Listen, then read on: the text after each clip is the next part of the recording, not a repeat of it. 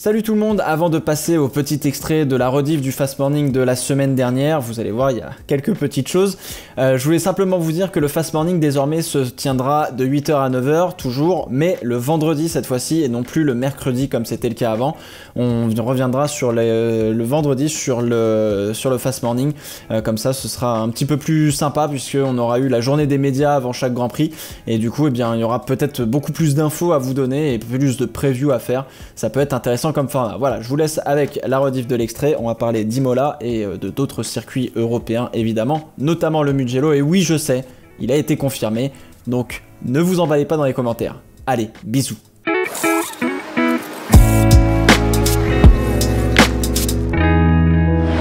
Propose de passer à cette troisième news qui est une déclaration de Daniil Kvyat, rien à voir avec Fernando Alonso pour le coup. Daniil Kvyat qui dit qui lui a roulé justement à Imola avec j'allais dire Toro Rosso, pardon, avec Alpha Tauri et avec Pierre Gasly notamment. Ils sont allés à Imola pour rouler, pour faire une journée de test avec leur voiture. Ils ont roulé à Imola et donc du coup Kvyat a dit simplement bah, mais les gars en fait Imola est la preuve vivante que la Formule 1 va dans la mauvaise direction concernant les circuits, parce que on fait en sorte que tous les circuits se ressemblent, que tout le monde tous les circuits aient les mêmes vibreurs, qu'il n'y ait pas de boss, que ce soit vraiment des billards, etc. Et donc effectivement il a retrouvé cette adrénaline qu'il avait, parce que si vous avez déjà eu la chance d'aller à Imola, c'est un parc national, vous pouvez rentrer sur le circuit quand il n'y a pas de manifestation de sport auto. Vous pouvez marcher sur la piste, voilà, tout le monde peut promener sa poussette, faire un tour du circuit en vélo, etc. C'est ouvert tout le temps. Donc effectivement, vous vous rendez compte très vite que c'est extrêmement étroit comme circuit, mine de rien, il n'y a pas beaucoup de dégagement, que les vibreurs sont spéciaux, sont assez violents, qu'il y a des virages très impressionnants comme Acque Minerali, si je le prononce bien, avec cette fameuse descente et qui remonte, etc. Donc, et il a dit, la dernière fois que j'y suis allé, c'était en Formule Renault, et honnêtement, avec une Formule 1, c'est une adrénaline de malade, il y a un charme qui est unique, il y a les imperfections des boss qui rendent le circuit unique aussi, donc effectivement c'est un petit peu ça qui manque. Ton avis, alors c'est toujours l'éternel débat, sécurité contre le charme de l'ancien, ce genre de choses, etc. Ton avis sur ces circuits un peu à l'ancienne, sur lesquels effectivement il y a un charme, mais ça manque entre guillemets de modernité.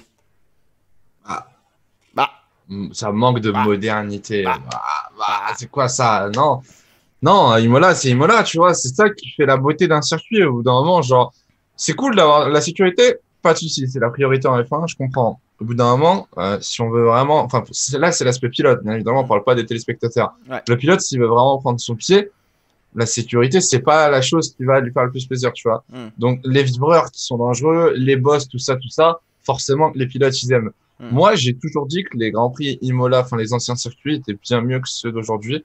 Et c'est pour ça que moi, je suis dans cette mentalité où cette année, il faut profiter de la saison un peu arrangée pour tester d'anciens circuits. Ouais. Et je pense que Imola, en vrai, alors certes, ce serait peut-être pas le Grand Prix de l'année ou quoi, mais il y a moyen d'avoir de très très bonnes courses à Imola, en vrai. Ouais, ouais. Alors, Et ouais. sur l'aspect spectateur, juste parce que tu fais bien d'en parler, pour toi, sur l'aspect spectacle, tu penses qu'il y a moyen d'avoir une belle course à Imola? Ouais, en vrai, alors c'est toujours un peu compliqué. Il me semble que avec les voitures qu'on a maintenant, ce Ouais. serait peut-être un peu serré Ah, ce sera sur super certains serré. virages. Ouais, ce Franchement, serait moi j'ai super l'impression que serré. ce serait une piste de karting hein, pour le coup. Mais Ok. je pense qu'en vrai, il y aurait moyen parce que forcément, il y aurait des erreurs. T'as pas d'asphalte, donc si tu fais une erreur, bah, je t'assure qu'il y en a, ils vont tirer dans le gravier. Ouais. Donc non, je pense qu'on aurait une bonne course. On aurait Tu une penses course qu'il y aurait, intéressante. tu penses qu'il y aurait du dépassement quand même? Parce que mine de rien, quand tu vois, alors certes la grande ligne droite de départ-arrivée qui va jusqu'au premier freinage, le problème c'est que le premier freinage c'est une chicane qui avec des Formule 1 se passe très très rapidement. Est-ce qu'il y a le temps de faire un gros frein, tu vois? Enfin, je veux dire, on va arriver vite, oui, mais est-ce que la zone de freinage sera suffisamment grande pour pouvoir se mettre à hauteur et tenter un freinage? Et Par si on exemple sur le premier. compare au Vietnam, est-ce que tu penses Vietnam. qu'au Vietnam, on aura des dépassements? T'es censé en avoir en tout cas avec l'énorme ligne droite et l'épingle au bout, la zone de freinage elle est censée être un peu grande quoi, tu Ouais, vois ce que je veux dire? mais tu vois, c'est ce débat. Enfin, au bout d'un moment, C'est si au vrai, Vietnam on n'a pas de dépassement, le circuit est dégueulasse, il est c'est pas vrai, intéressant à conduire, c'est vrai, autant aller à Imola, tu vois. c'est vrai, c'est vrai, Donc, c'est vrai, c'est pas faux, c'est pas faux. faut y Ok, aller pour tester en vrai. Faut y aller pour tester. exactement, exactement. Alors, Après, c'est le ressenti de Danick Kvyat. Encore une fois, c'est sur l'aspect du pilotage, comme l'a dit Hydro. C'est important aussi que toi, tu penses que tu penses que les anciens circuits seraient plus intéressants ou pas? En fait, ça dépend. Il y a certains circuits qui seraient plus intéressants, mais il y en a d'autres qui seraient probablement moins intéressants. En fait, le problème, c'est que les nouveaux, la Formule 1 moderne demande à avoir des circuits comme on l'a aujourd'hui, c'est-à-dire avec beaucoup de ligne droite, gros frein, virage à 90, virage épingle, petit stadium compliqué avec pour faire des croisés. Parce que la Formule 1 est comme ça, je pense. Mais tu vois, je sais pas, en fait, j'adore le charme de l'ancien, quoi qu'il arrive, mais honnêtement, j'ai peur qu'on se fâche. C'est juste ça qui me fait un peu peur. Tu regardes l'Autriche, par exemple, c'est ligne droite, gros frein, ligne droite, gros frein, un peu de virage rapide, gros frein, et donc, tu vois, Et on a des courses qui sont intéressantes, tu vois, pour le coup. Mais j'ai peur que sur Imola, en fait, les virages soient pas assez prononcés, entre guillemets, pour pouvoir faire des grosses zones de frein. Alors, je vois que ça parle de Monaco dans le chat. Effectivement, Monaco, c'est un ancien circuit, pas du tout adapté à la réglementation de la F1 moderne et de la future réglementation, d'ailleurs, parce que la future réglementation ne rendra pas les voitures plus petites. Juste pour info, on va parler du Mugello rapidement avant de refermer cette news. Mugello qui pourrait aussi se retrouver au calendrier. Mugello qui est aussi un circuit un petit peu à l'ancienne, enfin qui est pour le coup un circuit à l'ancienne. Ton avis là-dessus pour le coup? Alors pour le coup, j'ai jamais vu de course de monoplace à Mugello perso.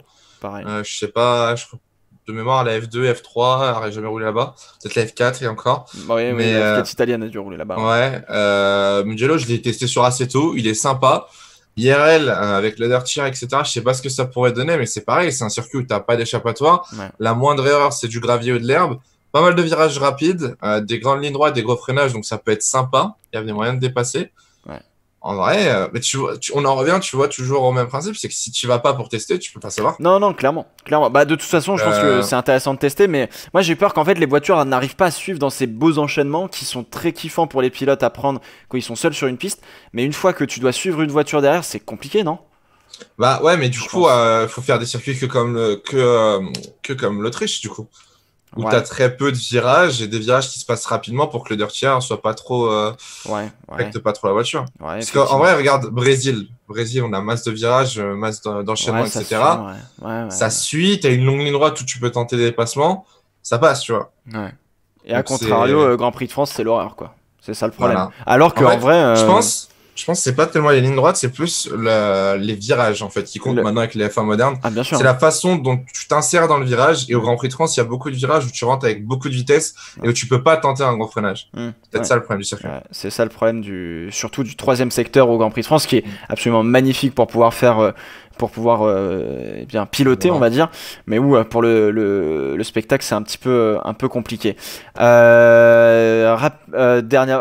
Oui, Todd, monsieur Jean Todd a dit que Mugello et Imola, alors il s'est pas prononcé dessus de manière ferme, mais a dit effectivement que c'était toujours en lice pour que la F1 travaillait toujours pour pouvoir peut-être amener Mugello et Imola au calendrier en fonction forcément de ce qui va se passer, parce que le Covid n'est pas encore tout à fait parti. On ne sait pas encore si on va pouvoir voyager à travers le monde ou si on va devoir rester en Europe. Si on va rester en Europe, a priori on aura probablement un ou deux autres Grands Prix en plus, si c'est pas plus sur le continent européen pour les équipes, pour que ce soit plus simple. Oui, vas-y. Je sais pas si tu as vu que le Grand Prix d'Espagne a été déclaré comme intérêt public général. Et que malgré le Covid-19 qui a un petit peu réapparu en Espagne, on aurait quand même un Grand Prix coûte que coûte.